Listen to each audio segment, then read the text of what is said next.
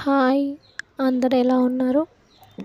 ఈ వీడియోలో శనగపప్పు, పాలకూర, గంగమల్లి కూర ఈ 3 కాంబినేషన్లో పప్పు చేస్తున్నాను.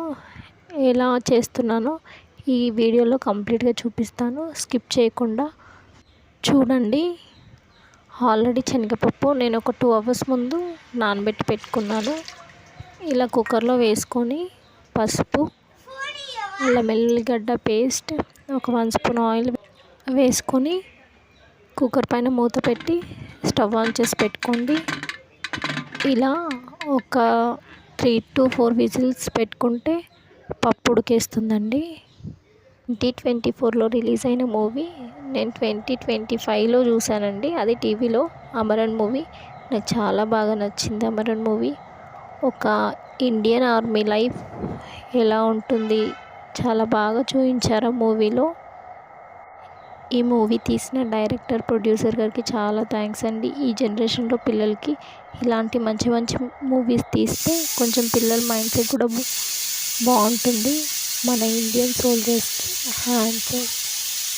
ఒకసారి కుక్కర్ పైన మూత తీసాక ఇలా ఉడికిన పప్పులో పాలకూర, గంగమల్లి కూర ఇలా వేసుకున్న తర్వాత కారం వేసుకోండి, రుచికి తగినంత సరిపోతుంది. అలాగే ఉప్పు వేసుకోండి.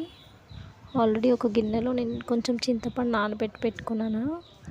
ఇలా చింతపండు వేసుకుంటే సేమ్ గోంగూర పప్పు ఎలా ఉంటుంది పుల్లగా, అలా టేస్ట్ బాగుంటుంది.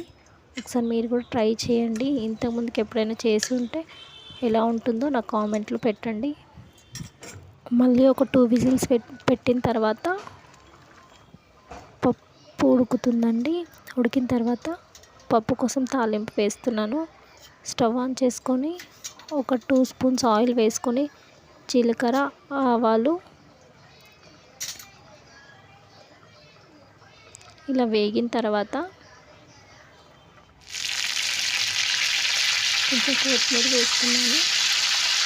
అలాగే ఒక 2-3 మిరపకాయలు, ఎండుమిర్చి వేసుకుంటే సరిపోతుంది. ఇలా తాలింపులో కొంచెం పసుపు వేసుకోండి, టేస్ట్ బాగుంటుంది. ఇలా తాలింపు అయిన తర్వాత పప్పు వేసుకోండి, సరిపోతుంది.